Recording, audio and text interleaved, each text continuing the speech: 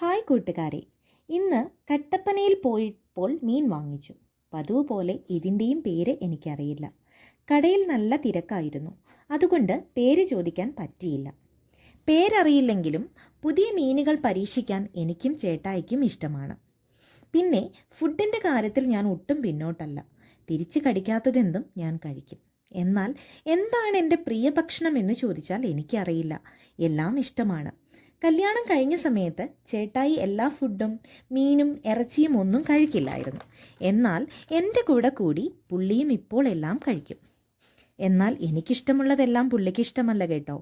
എനിക്ക് വാളമീൻ ഒരുപാട് ഇഷ്ടമാണ്.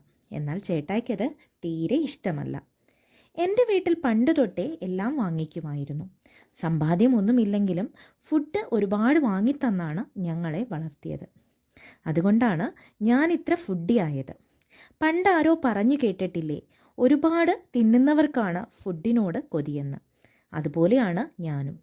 വയറ് നിറച്ച് കഴിച്ചിട്ടിരിക്കുവാണെങ്കിലും പിന്നെയും എന്തോ കിട്ടിയാലും ഞാൻ കഴിക്കും.